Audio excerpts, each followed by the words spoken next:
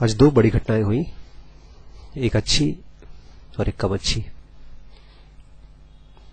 लेकिन जो so called अच्छी घटना है उससे बहुत फर्क नहीं पड़ा मेरी लाइफ में, लेकिन जो सो कॉल्ड कम अच्छी घटना है उसने मेरे कोर को हिला दिया आज।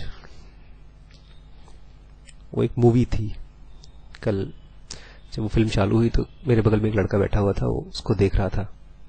तो उसमें कुछ ऐसी वैसी सीन थे ऑड टाइप के, तो बोलता है सर पता समझ में नहीं आ रही कैसी फिल्म है, कौन हीरो है, क्या है।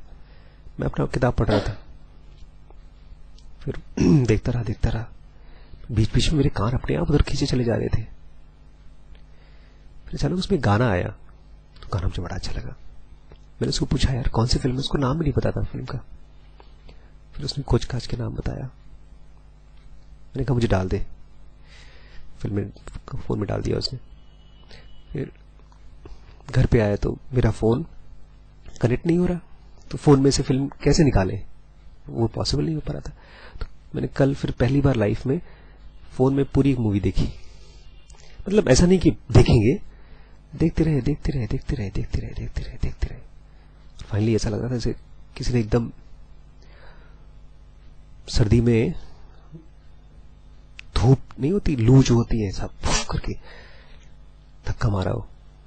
मेरे साथ ऐसा हुआ, मुझे पता नहीं आप लोगों के साथ ऐसा होगा कि नहीं होगा, मेरे साथ ऐसा हुआ। इस फिल्म का नाम है मसान। क्या नाम है? मसान अपभ्रंश है। किस चीज का? श्मशान का। उसमें उसको जब मैं देख रहा था तो ऐसा लगा जैसे मैं हूं वहां पे। लव स्टोरी है, 2 लव स्टोरीज है, अधूरी लव स्टोरीज है, और एक पॉइंट पर तो आकर के आप रोने लगेंगे। मतलब मैं तो रो रहा था, मतलब आंसू आ रहे थे। मैंने रिम्पी को बताया नहीं इस फिल्म के बारे में, खाली दोनों गाने डाउनलोड किए सुबह, उसको फिर मैसेज किया।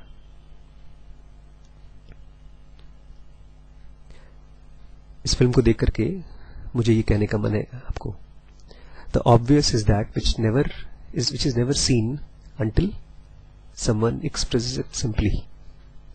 ऑब्वियस कोई बोलता रहे हमको समझ में नहीं आती, लेकिन अचानक कोई उसको बहुत साफ साफ बोल दे, वो कल हुआ।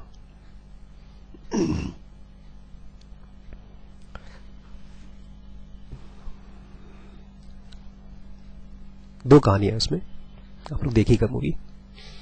शुरुआत में ही एक सुसाइड है, एकदम फिल्म की शुरुआत में 4 कैरेक्टर्स हैं, 5-6 कैरेक्टर्स हैं मूवी में, और एक लड़की है वो अपने बॉयफ्रेंड से मिलने को जाती है, और दोनों बॉयफ्रेंड क्या 1-2 बार मिले हैं दोनों।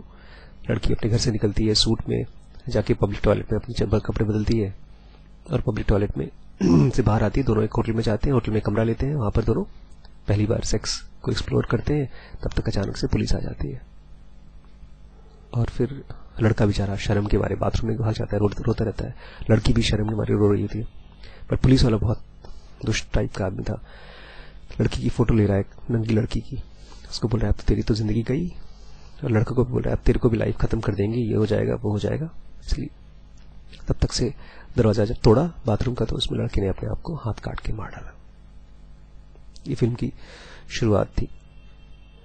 चलता रहा, बेचारी चलती रही फिल्म। एक और कैरेक्टर है, लड़का है एक, वो शमशान घाट पे जो सबसे नीचे दर्जे के होते हैं लोग, वहां पर उनके घर में रहता है, उन्हीं के घर का लड़का है, और वो पढ़ाई भी करता है, सिविल इंजीनियरिंग करता है, पढ़ाई करता रहता है। उसको भी एक लड़की से प्यार हो जाता है। इन दोनों की कहानी चलती रहती है। उसको देखकर आपको लगेगा कि मौत आ सकती है, किसी भी दिन आ सकती है, आज आ सकती है, यहां बैठे बैठे आ सकती है। मैं आज गणतंत्र दिवस के लिए एक जगह ध्वज आरोहण के लिए गया था, बच्चे डांस कर रहे थे सब कुछ, लेकिन मुझे लग रहा था कि देखो ये सब खत्म हो सकता है। मैं दुखी नहीं था,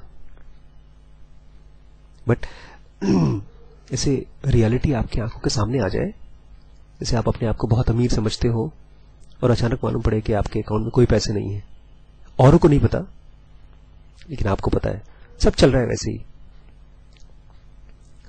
या ऐसा लगे कि जैसे आप एक सपने की दुनिया में है और पहले आपको नहीं पता था लेकिन आपको पता है कि सपने की दुनिया है। एक फिल्म से ऐसे कैसे हो गया? तैयारी भी चलती है, हम लोग डिस्कस भी करते रहते हैं ना कि शमशान घाट पे जाके देखो लोगों को। मुझे पता नहीं जिन्होंने फिल्म बनाई है उनका क्या इंटेंशन था, बट मुझे तो उसने धक्का देकर कोर्ट तक भेजा एंड आई एम ग्लैड। बहुत सी प्रायोरिटीज बदल गई कि मैं क्या करने वाला था, क्या नहीं करने वाला था।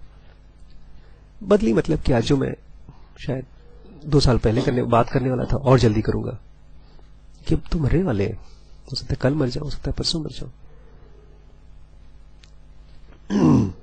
उसका एक गाना सुनाता हूं मैं आपको, उसके बाद आगे बढ़ेंगे, ठीक है?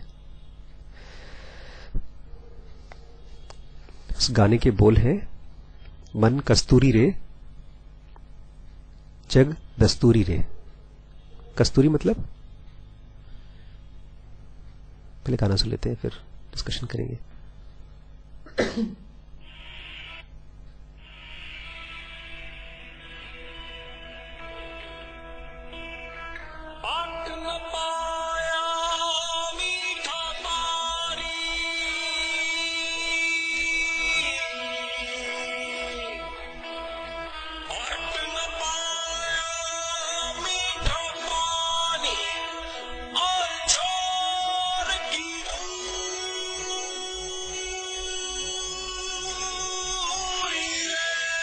पाट न पाया मीठा पानी और छोर की दूरी रे।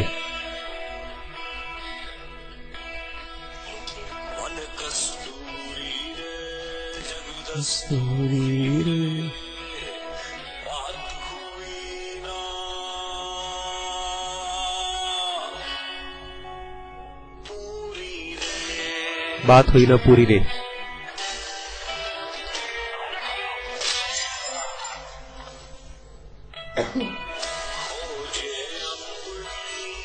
गंध न पावे चादर खावे, रंग न पावे, बिखरे बिखरे छंद से टहले, तो होंगे बंध न पावे।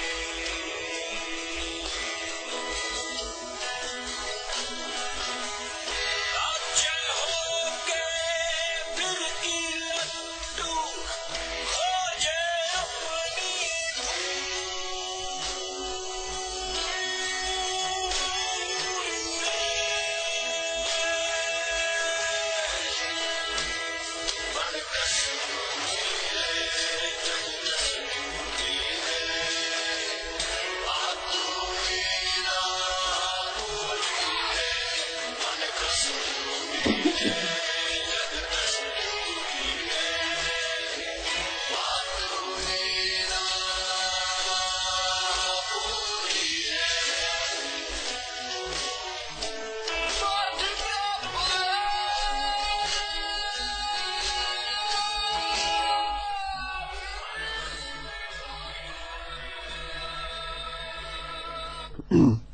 गाने के बोल है, मन कस्तूरी रे जग दस्तूरी रे, बात हुई ना पूरी रे।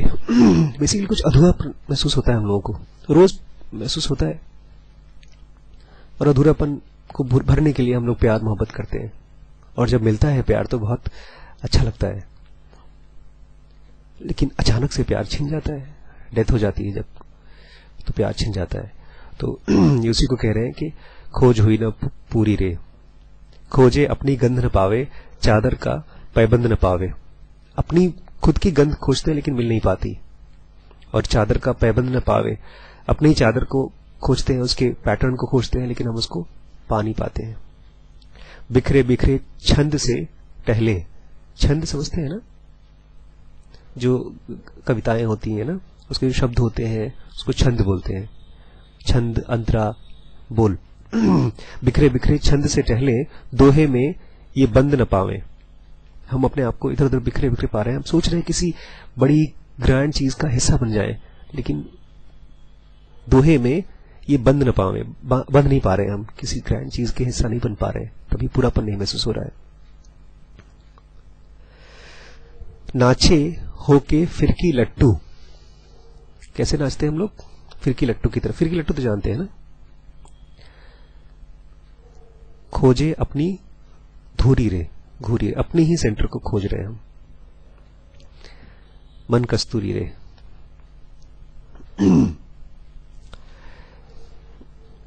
हम अपने आप को कितनी अर्जेंसी से खोजना है। वो अर्जेंसी आती है जब आप किसी को बहुत प्यार करते हैं और वो छिन जाता है आपसे। इस फिल्म में वो दिखाया था। एक मोमेंट है जब वो धक्का लगेगा आपको। मैं बताना भी चाहता हूं और नहीं भी बताना चाहता हूं। वो सीन मैं चाहता हूं आप उसको खुद डिस्कवर करें और आप देखेंगे वो जो ट्रांसफॉर्मेशन है उस आई सेंटर से, इंटेलिजेंस से इमोशन में, खट से बुद्धिमान आदमी था और उस मोमेंट पे उसका तुरंत प्लस आई से झुक करके माइनस ई में चला गया और रहा बहुत दिन तक। एक बहुत डायलॉग, बहुत टचिंग सा डायलॉग है। वो रोता है बेचारा हीरो, वो बोलता है कि ये दुख साला खत्म क्यों नहीं हो रहा। खूब जोर जोर से रोता है दारू पी के। फिर हीलिंग हो जाती है, हीलिंग हो जाती है, फिर वो ठीक हो जाता है। रोने से ठीक हो जाता है, रोता है और फिर अंदर का कैथरेसिस होता है। कैथरेसिस समझते हैं? सिर्फ मवाद निकलता है ना पस फोड़े में से, ऐसे जब आप रोते हैं तो अंदर के दुख बाहर निकलते हैं। तो आज का टॉपिक है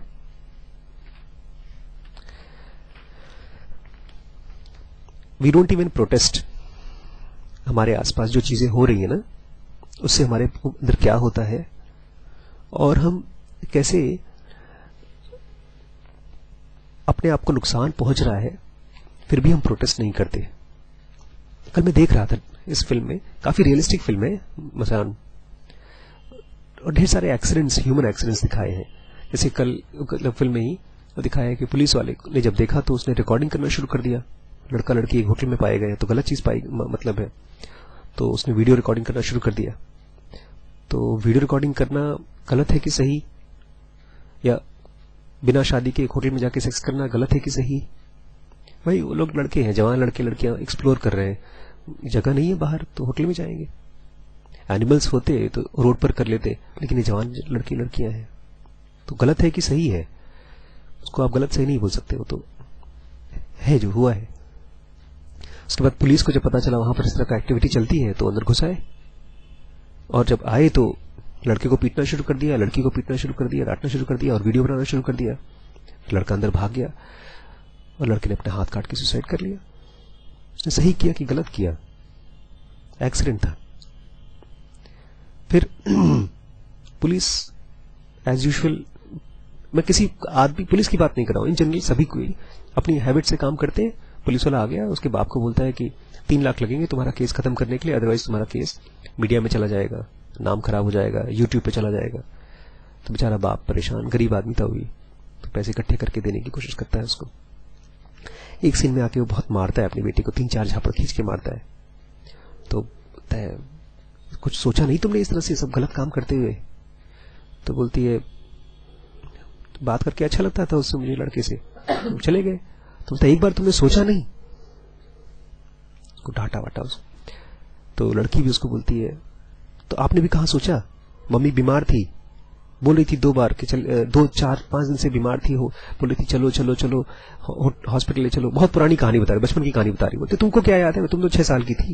बोलती मुझे सब याद है, तुमने 2 दिन तक माँ को हॉस्पिटल दिखाया, फिर हॉस्पिटल गई होगी तो शायद उसकी माँ मर गई, तो उसको लगता था कि मेरे पिताजी ने मेरी माँ को उसकी वजह से मरे हैं, जबकि उनकी भी कोई गलती नहीं थी। हमारी भी जो रिलेशनशिप है ना, उसमें कहीं न कहीं कोई गलती नहीं होती, लेकिन एक्सीडेंट्स होते रहते हैं। कल वो बच्ची आई थी जो किसी 10th के बच्चे के साथ उसका दोस्ती होगी, उसने उस बच्चे को बुलाया था बाहर, डॉन बॉस्को के बाहर बुलाया था और मिले होंगे। वो चीज मालूम पड़ गई उसके पेरेंट्स को। अब पेरेंट्स गुस्सा हो रहे हैं। उसने क्यों बुलाया? क्योंकि वो इमोशन में थी। इमोशन ऐसा ही है जैसे कि एक नींद की गोली दे दी जाए आपको, कुछ भी करके जग नहीं सकते उसमें। या बहुत जोरों से भूख लगी हो, बहुत जोरों से भूख लगी होती है तो आप ये नहीं सोच पाते कि खाना किसका है, किसकी थाली का है, किसके घर का है। शिरीष है छोटा सा, उसके हाथ पे कैंची आती है तो जो भी आसपास की चीजें होती है वो काटना शुरू कर देता है, क्योंकि उसके हाथ में इलेक्ट्रिसिटी दौड़ रही है।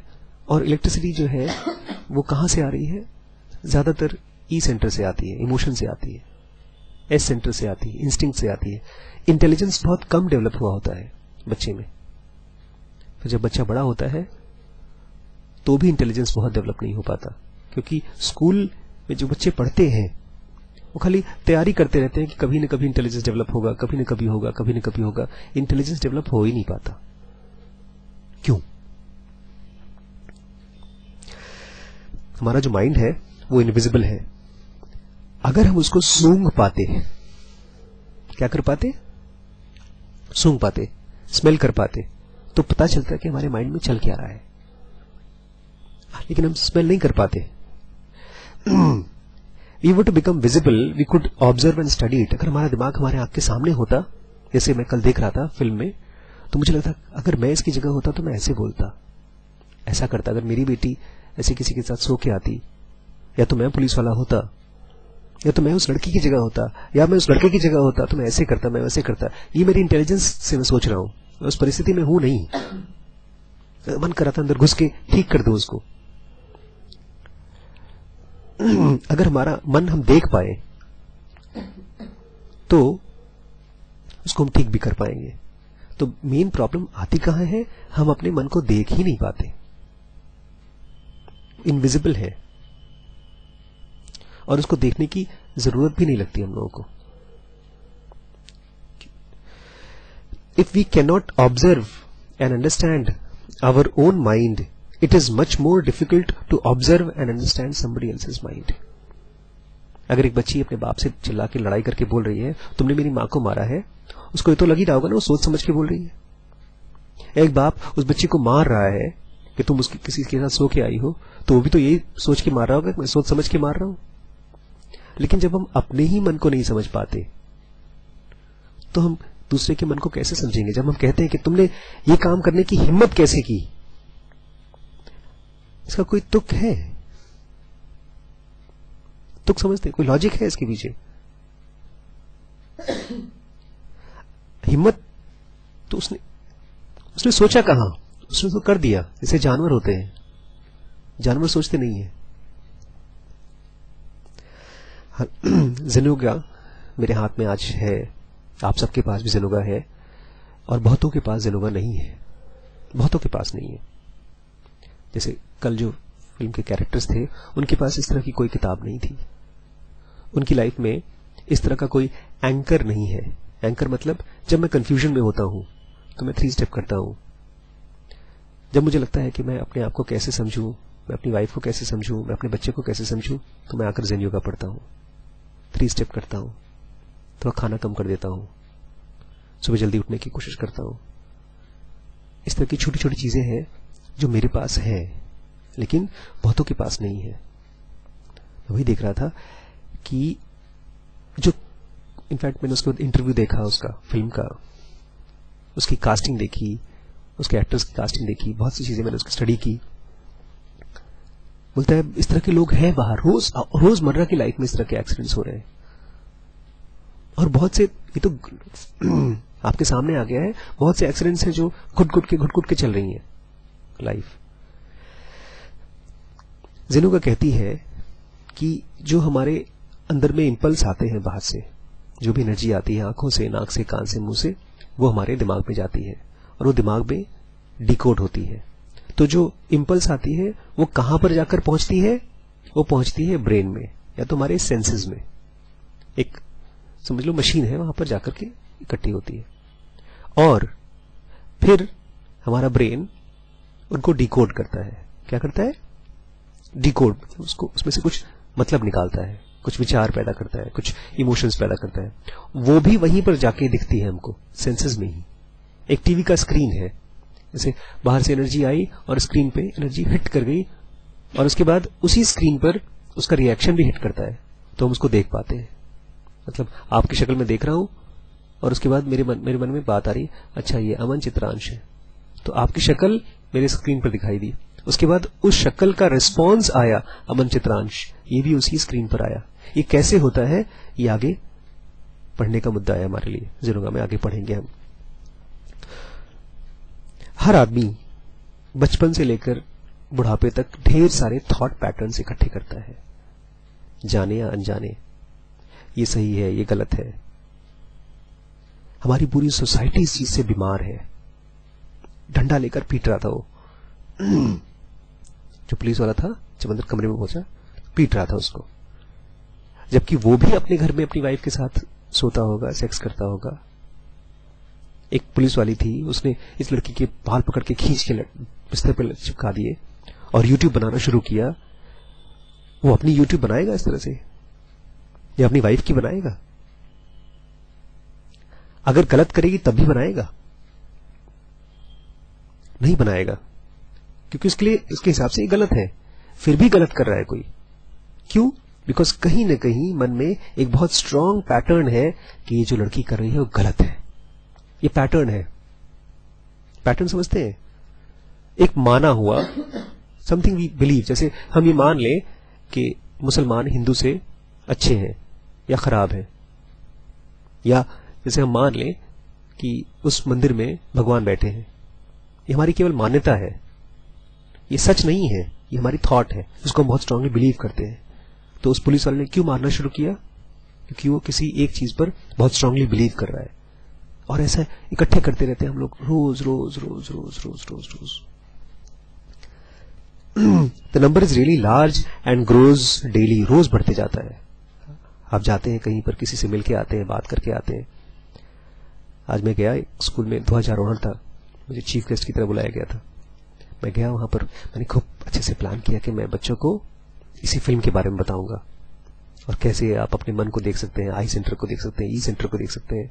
और वहां पर जाकर देखा तो एलकेजी के बच्चे ढेर सारे छोटे छोटे छोटे छोटे छोटे छोटे। मैं उनको क्या बोलूं? फिर मैं सोच रहा क्या बोलूं क्या बोलूं, आएगा मेरी बारी आएगी, मेरे पास कुछ बोलने के लिए है नहीं। फिर वो तो संस्कृत का स्कूल था, सब बच्चे हिंदी और संस्कृत में बातें कर रहे थे। वहां पर आदरणीय प्रधानाचार्य जी, आदरणीय गुरु जी और ये सब, मुझे बुलाया गया। मैंने सोचा सब बच्चों ने लाल रंग का कपड़ा पहन रखा है। मैंने कहा सभी लाल रंग के स्वेटर पहनने वाले हीरो हीरोइनों को मेरा नमस्कार। सब हंस खुश हो गए बच्चे। टीचरों को मैं अध्यापक बोलूं, मैंने कहा सारे काले रंग के कपड़े पहने हुए गुरुओं को मेरा नमस्कार।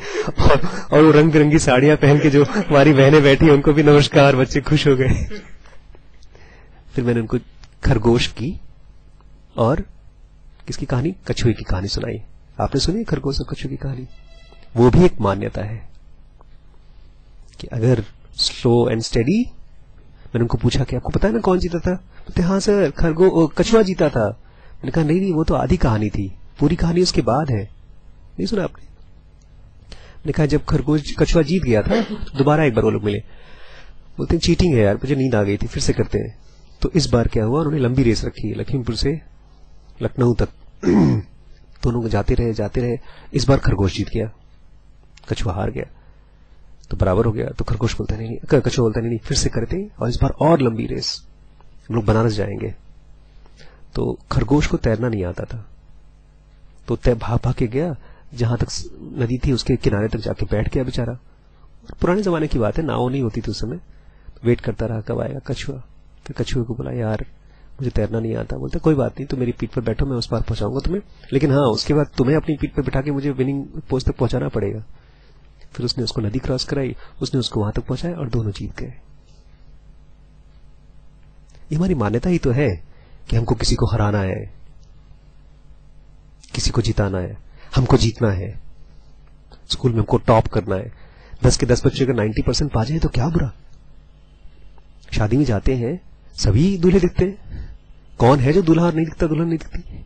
ऐसा तो नहीं होता ना, दूल्हे को सुंदर कपड़ा पहनना है, बाकी सब गंदे कपड़े पहन के आना, नहीं तो दूल्हा हीरो कैसे दिखाई देगा। लेकिन स्कूल में ऐसे ही होता है। स्कूल में बोलते ना तुम्हें सबसे हीरो दिखाई देना है, टॉप नंबर तुम्हें पाने हैं। ढेर सारी मान्यताएं हम इकट्ठी करते रहते हैं, हमारे सवाल भी नहीं उठते कि मान्यताएं सही है, उससे हमको नुकसान हो रहा है कि नहीं हो रहा है। मुझे पक्का यकीन है अगर इस तरह की चीजें मेरे घर में मैंने की होती या मेरी बहन ने की होती तो मेरे पिताजी वही करते जो उसके पिताजी ने किया, और मैं भी वही करता जो उस बच्चे ने किया भी वही मैंने। मुझे कल की फिल्म से बहुत आइडेंटिफिकेशन हुआ बिकॉज वो सब चीजें मैंने की है। मेरे साथ के लोग मरे भी हैं, वो डेथ देखा भी है मैंने, और मैं देख रहा हूं मैं वापस मेरे हाथ में जलोगा है। मतलब पता है क्या है, ऐसा लग रहा है जैसे मैं दो जीवन एक साथ रीबर्थ के साथ जी रहा हूं।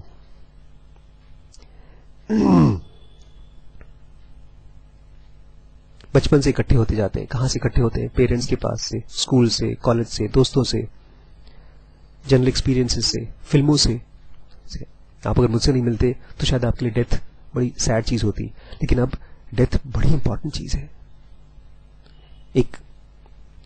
एक ऐसी चीज है जो आपके लिए केमिस्ट्री लैब या फिजिक्स लैब में आप एक्सपेरिमेंट करते हैं, ऐसी ही लैब है वो आपके लिए।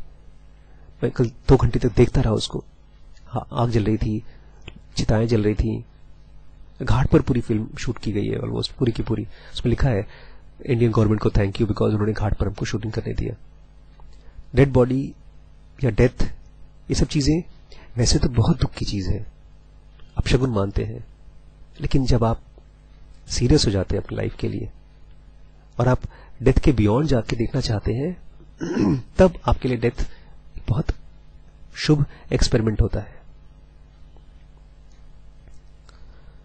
इंपॉर्टेंट चीज ये है कि nobody makes an effort to carry out certain daily mental disciplines which could analyze these patterns and no independent thinking is done apart from the play of regularly stored up patterns। आम आदमी में कोई discipline नहीं चलता, कोई practices नहीं चलती कि वो अपने मन को समझ सके।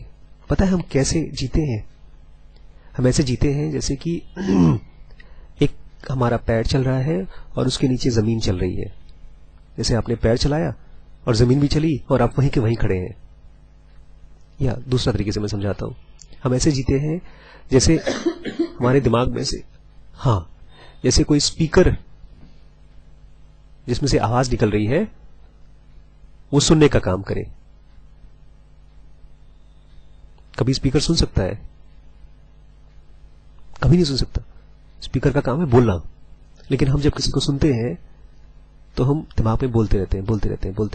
अच्छा, ये क्या बोला इसने? अच्छा, अरे कल बताया क्या हुआ।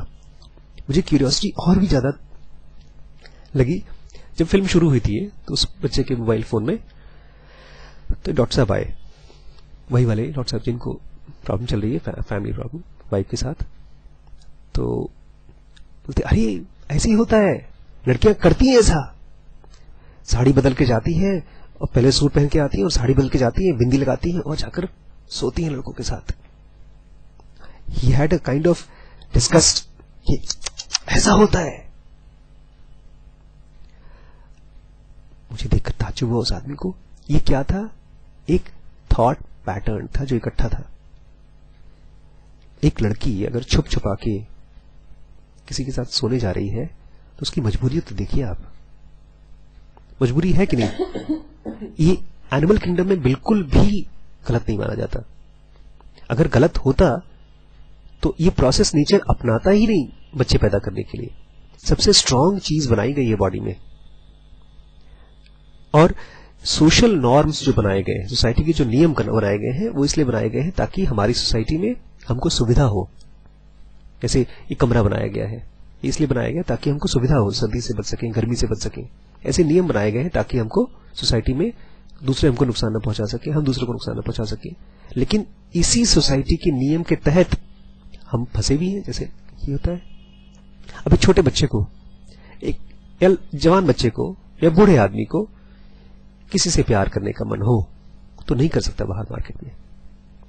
हमारे यहां सेंटर पे एक लड़का है, लड़का क्या है, इज ऑलमोस्ट 40-50 के करीब होगा, 40s में होगा वो आदमी, एक दिन उसको फोन आया घर से, पुलिस स्टेशन से। आप कौन बोल रहे हैं? फला फला बोल रहे हैं। हाँ, आपकी बीवी एक आदमी के साथ पाई गई है। बेचारा डर गया। पुलिस वाले से, कौन है, कौन आदमी है? जिस आदमी का नाम बताया उसका कजन ब्रदर भाई था। दोनों बेचारे, वो जो उसका भाई मतलब उसका देवर और भाभी दोनों मार्केट गए थे सब्जी उब्जी लाने के लिए। बारिश होने लगी तो एक कहीं छावनी थी, वहां बैठ गए कि बारिश हो रही, तब तक बैठ के बातचीत करते रहे। पुलिस वहां से गुजरी, पकड़ लिया दोनों को। फोन कर दिया, बोलते पैसा पहुंचाओ नहीं तो छोड़ेंगे नहीं। ये हमारा कल्चर जो है, एक जमाना था जब सब जानवर की तरह रहते थे, अब नहीं रहते हम वैसे, लेकिन अभी भी बहुत पिछड़े हैं। अभी 1000-2000 साल बाद अगर इवोल्यूशन होगा हमारा तो इस तरह की प्रॉब्लम इंशाल्लाह नहीं होनी चाहिए। कब नहीं होगी?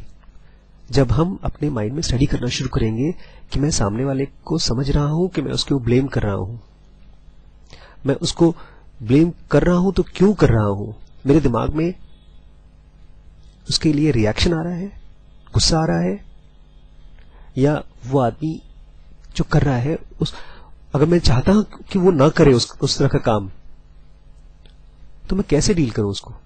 अब छोटे से यही बात है कि दोनों लड़के लड़की पाए गए। अगर उस पुलिस वाले के अपने बच्चे होते, यही बोलता ना, ठीक है चलो जाओ जाओ छोड़ो जाओ। मैं आपको एक छोटा सा एग्जांपल देता हूं तो उससे आपको कुछ क्लियर होगा। ये सच्ची कहानी है, ये भी सच कहानी, ये तो बिल्कुल सच कहानी, ऐसा हुआ है। एक हमारे अंकल हैं, वो बताते हैं कि उनकी एक फ्रेंड थी कॉलेज की, दोनों साथ में पढ़ते थे। तो उसकी लड़की की फ्रेंड को अंकल शायद पसंद करते हैं, बट उस लड़की को किसी और से प्यार हो गया।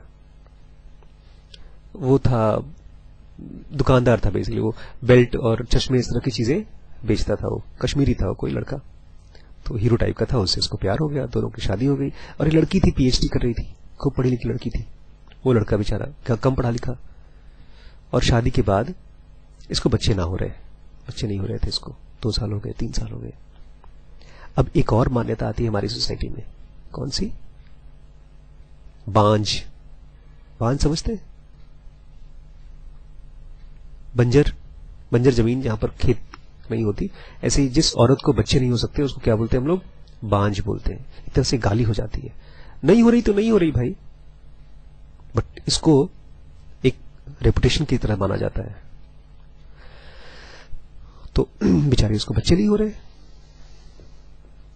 इसने बताया अंकल को, तो अंकल बोलते हैं हम लोग फिर बातचीत करते रहे, फिर 1 नाइट स्टैंड हुआ इन लोगों का। एक रात दोनों सोए एक दूसरे के साथ, सेक्स हुआ इनका, फिर वो चली गई and later on she got pregnant, को बच्चा हुआ। फिर जब दोबारा मिले अंकल और वो, तो बोलते हैं तो उस लड़की ने ये कहा कि नहीं, मुझे लगता है मेरे हस्बैंड ठीक हो गए थे, उनकी भी तो इलाज चल रही थी, दवाई वगैरह चल रहे थे। Such an intelligent way of dealing a situation. Complexity होती है। अगर मैं कहता हूं कि नहीं ये बच्चा तुम्हारा है, it was 1 night stand according to them, relationship हुआ और अब उसको नहीं कंटिन्यू करना चाहते हैं वो लोग। वो रिलेशनशिप है ही नहीं, एक 1 नाइट स्टैंड है, जैसे 2 लोग मिलते हैं चले जाते हैं। And she got pregnant, who knows किसका बच्चा है क्या है, but look at the intelligence of that girl, maturity of that girl who says I think my husband he got cured। कि तुम्हारे भी मतलब अंकल को बोलते हैं कि मेरे मन में भी इस तरह का कोई बोझ नहीं है कि मेरी वजह से कोई प्रेग्नेंट हो गया। तो ये क्या है? ये है मेच्योर मन, जो अपने दिमाग में चीजों को स्टडी करता है और वो देखता है कि रिएक्शन है कि इंटेलिजेंस है। रिएक्शन क्या होता है? जो बिना सोचे समझे निकल के आता है। उस जमाने में पुलिस अलग तरह की होगी, जिसके IESM बराबर होगा, इंटेलिजेंस बड़ा होगा, इमोशन और इंस्टिंक्ट छोटा कम होगा, बैलेंस में होगा। अभी जो हमारी सोसाइटी है वो एनिमल्स ही है जो रूल कर रहे हैं दुनिया को, बट हम थोड़ा हैबिट वाले एनिमल्स हैं। कुछ हैबिट्स आ गई हैं। हैबिट्स कहां से आई हैं? काफी सालों से आ गई हैं। 1000-2000 साल से धीमे धीमे करते करते आ गई। पहले हम हंटर्स थे, एकदम पूरी तरह से जानवर थे, फिर धीमे धीमे खेती करना शुरू कर दिया, तो कुछ हैबिट आ गई हमको। फिर उसके बाद और धीमे धीमे कुछ लिखा पढ़ाई शुरू की, फिर और धीमे धीमे कुछ करते करते कपड़े पहनने की आदत पड़ गई, फिर कुछ और करते करते करते करते कि यहां तक पहुंच गए। हम लोग जो यहां पर बैठे हैं, हम लोग टॉर्च बेरर की तरह है। पता है टॉर्च बेरर कौन होते हैं? जब लड़ाई होती है तो जो लोग सबसे आगे घोड़े लेकर जाते हैं वो होते हैं टॉर्च बेरर। सबसे पहले मरते भी वही हैं, लेकिन वही नेता भी होते हैं। तो अगर आज से 2000 साल बाद या 1000 साल बाद कोई नई सोसाइटी बनेगी तो हमारे से ही निकल के आएगी। वही एवोल्यूशन है। आज से 100, 200, 300 साल पहले किसी ने देखा होगा पहली बार कि दहेज गलत है या सती प्रथा गलत है। पता है सती प्रथा में ऐसी जिंदा जला देते थे लड़कियों को, लेकिन किसी ने देखा होगा, रिवोल्ट किया होगा, और लड़ाई नहीं की होगी लोगों से, मन ही मन में रिवोल्ट किया होगा, भाई मैं तो नहीं करूंगा। किसी लड़की ने डिसाइड किया होगा। अभी भी हम में बहुत से ऐसे हैं जो दहेज को मना नहीं कर पाते। क्यों नहीं मना कर पाते? Because of pattern. मन में कहीं ना कहीं दहेज के आइडिया से गुदगुदी होती है, अच्छा सा लगता है। दहेज कहीं ना कहीं हमारे स्कूल के नंबर जैसा है। अच्छा तुम्हें क्या मिला था? 10 लाख और कार। आप अभी हमारे एक इंटेलिजेंट आदमी से बात करेंगे तो आप भी बिल्कुल नहीं डिसाइड कर सकते, लेकिन अगर फ्रेंड के साथ बैठे बात कर रहे हो तो कहीं ना कहीं खुल जाता है ये चीज। राम जी को कहा था, राम जी मना कर दो कि बाइक नहीं लेंगे। बोलता है भैया जो देना चाहते हैं दे ना, हम कौन सा मना करें। खुशी है अंदर, कुछ मिल रहा है फ्री का तो ले ले। बट दहेज साइकोलॉजिकल इफेक्ट क्या है दहेज का? जो आदमी दे रहा है वो गिफ्ट की तरह दे रहा है कि मजबूरी की तरह दे रहा है? ये सब स्टडी करने वाले टॉर्च बेरर माने जाएंगे आज, क्योंकि अभी भी हमारी सोसाइटी दहेज को एक्सेप्ट करती है। तो अगर जैसे मैं तो कल बोल दिया था साफ साफ कि पापा उसके पास पैसा नहीं है, और अगर आप मांगोगे तो फिर दिक्कत, मेरी शादी रुक जाएगी, मैं नहीं लेने दूंगा पैसा वैसा। और शीश के लिए मैंने यही सोच रखा है कि दहेज फहेज कुछ नहीं होना चाहिए। सब लोग करते हैं चीज, करते हो। जब जो चीज सब लोग करते हैं और आप ना करें क्योंकि आपको लगता है गलत है और आपको सही स्टेप्स आप ले सकते हैं, उसको बोलते हैं टॉर्च बेरर, पहल करने वाला कोई। भाई अमेरिका में किया गया था, नीग्रोज को गलत मानते थे। सिविल क्या हुआ था? सिविल राइट्स मूवमेंट हुआ था ना, खाली नौकर मानते थे उनको, काले लोगों को। फिर लोगों ने धीमे धीमे करते करते उनको आज बराबर का दर्जा दिया। एवोल्यूशन आता कहां से है? जब आप करेक्टिव मेथड्स फॉलो करना शुरू करते हैं। ऐसा नहीं कि आपको एक्सीडेंटली किसी डॉक्टर साहब ने बोला कि सर दहेज गलत है, आप बोले हाँ तो गलत है, तो फिर से आप पैटर्न में फंस जाएंगे। कोई कहता था सही है तो आपने मान लिया सही है, कोई बोलता है गलत है तो आपने मान लिया गलत है ना। आप अपनी लाइफ में स्टडी करना शुरू करते हैं कि क्या सही है क्या गलत है, सोचना शुरू करते हैं। एक छोटा सा एग्जांपल दूं। आज डॉक्टर साहब आए मेरे पास, बोलते सर, मैंने कहा क्या हुआ? मुंह लटका करके बोलते सर मैंने आज एक और शॉपिंग कर ली। एक्चुअली कल उन्होंने 4 कपड़े खरीदे थे, 2 जीन्स खरीदे थे और 2 शर्ट खरीदी थी। तो मैंने कहा कोई बात नहीं, बड़ी खुशी। और मेरे सामने मुंह क्यों लटका रहे? क्योंकि वो तो जानते हैं कंजूस आदमी है शॉपिंग करने के लिए मना करता है, तो मुंह लटका के बोलते हैं और ये वाला महंगा भी है। मुंह मेरे सामने लटका रहे हैं, अंदर अंदर तो खुश होंगे वो। खुश नहीं होते तो कपड़े क्यों खरीदते? मैंने देखा 8,000 रुपए का। मैंने कहा लिया क्या 8,000 रुपए का आपने? तो मुझे लिया इस बार, मैं तो जजमेंटल हो रहा हूं। मैंने कहा हाँ 8,000 में कुछ क्या लिया आपने डॉक्टर साहब? तो उन्होंने बताया कि एक कोट लिया है शादी में पहनने के लिए, ब्लेजर टाइप का। मैंने कहा चलो अच्छी बात है, चलो ठीक है। फिर मैंने झूठ बोला, मैंने कहा हाँ सस्ता ही है वैसे 8,000। फिर बोलते लेकिन मैं अपनी वाइफ को बताऊंगा 3,000 का है। मैंने कहा क्यों? बोलते नहीं तो वो 15,000 का लेगी तो। ये सब पता है क्या चल रहा है? ये खेल, ये कंफ्यूजन है बेसिकली। मैंने उनसे कहा कि डॉक्टर साहब मैं तो 8,000 का लेना होगा, 15,000 का लेना होगा, रिम्पी को अगर लेना हो 15,000 का तो मैं उसको रोक नहीं पाता। और मेरा तो ये तकाजा है, मैं तो रिम्पी को बोलता हूँ, रिम्पी अगर तुम 15,000 का सूट ले रही हो, बोलता अगर मैं लूंगा 8,000 का तो वो भी लेगी 10,000 का कपड़ा, तो मैं उसको रोक कैसे पाऊंगा। मैंने कहा बात तो सही है।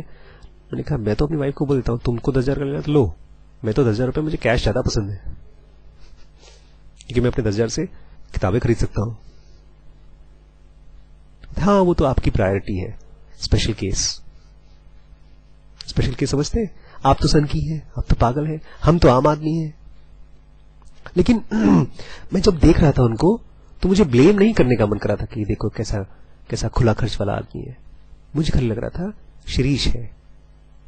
शिरीष मतलब अभी नहीं पता है, कुछ दिन में बड़ा हो जाएगा तो पता चल जाएगा उसको।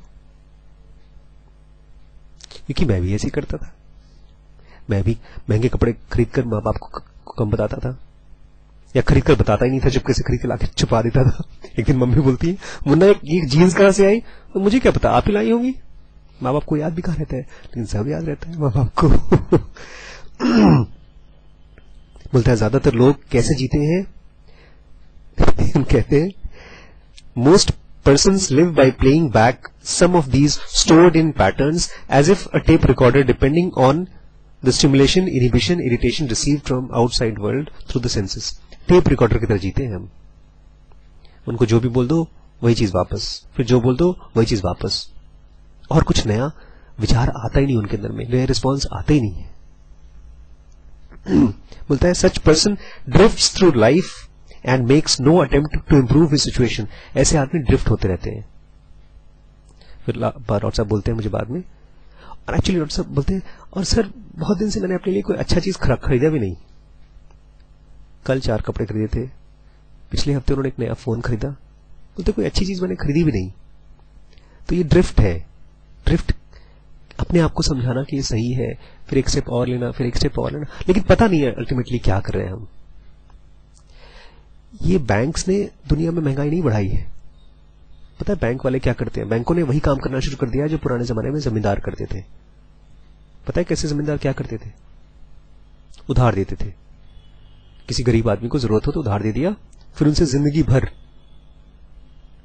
पैसे लेते रहते थे। सुना नहीं फिल्मों में, असल और ब्याज। किसान बेचारा अपनी पूरी खेत, अपना उसका बच्चा अगर 10,000 रुपये लिया है तो उसका ब्याज ही भरता रहता था 300 साल तक, और जब वो मर जाएगा तो उसकी जमीन लिखवा लेते थे, और फिर भी खत्म नहीं होता था उनका उधार।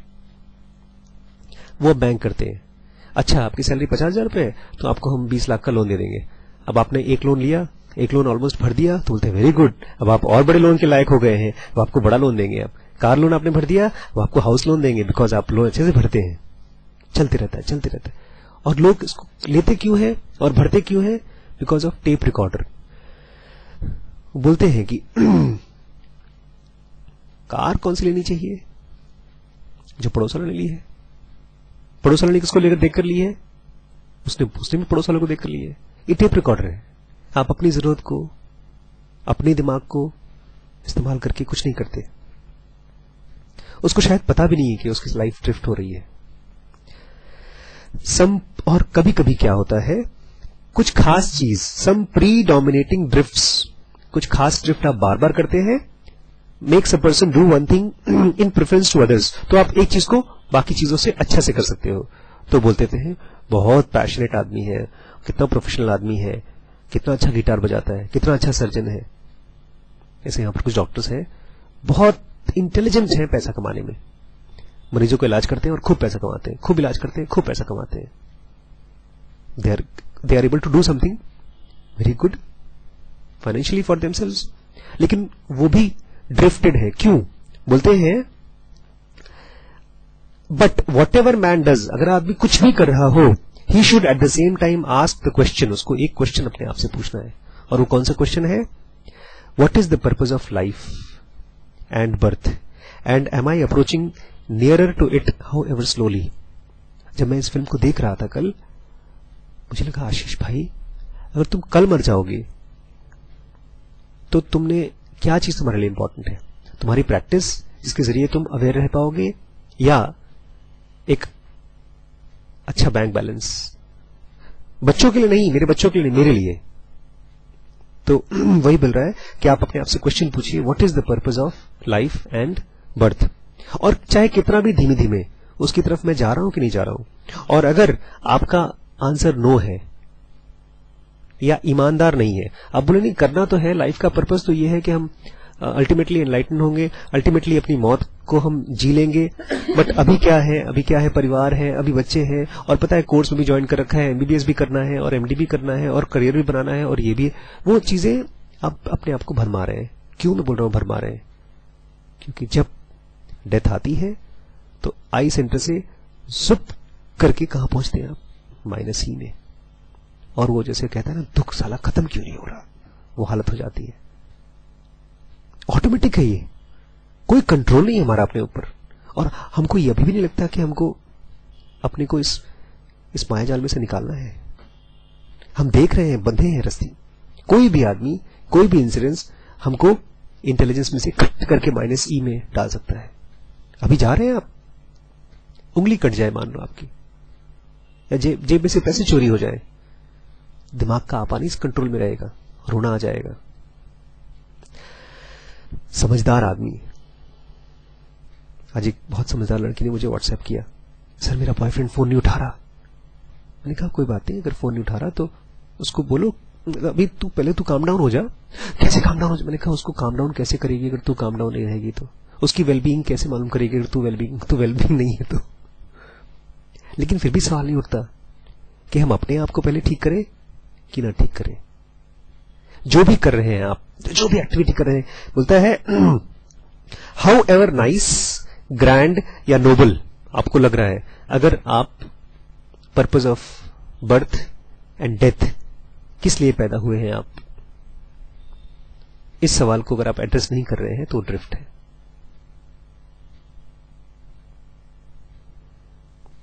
And sometimes movies like this, they make you see that you are drifted, that you have not here come here just for having fun, because जो भी आप जिस खिलौने के साथ खेल रहे हैं, एक महंगा खिलौना है, आप उसे खेल रहे हैं, एक दिन छीन लिया जाएगा, तब आप छोटे बच्चे की तरह रोते रहेंगे, बोलेगा जब मुझे फिर से खिलौना चाहिए, फिर से आपको खिलौना मिलेगा, आप फिर से पैदा हो जाएंगे। खिलौना मतलब ये बॉडी, फिर आप खेलते रहेंगे। लेकिन वो खिलौना दिया क्यों गया था? ताकि उससे आप कुछ कर सको, कायदे का काम। फिर छीन जाता है।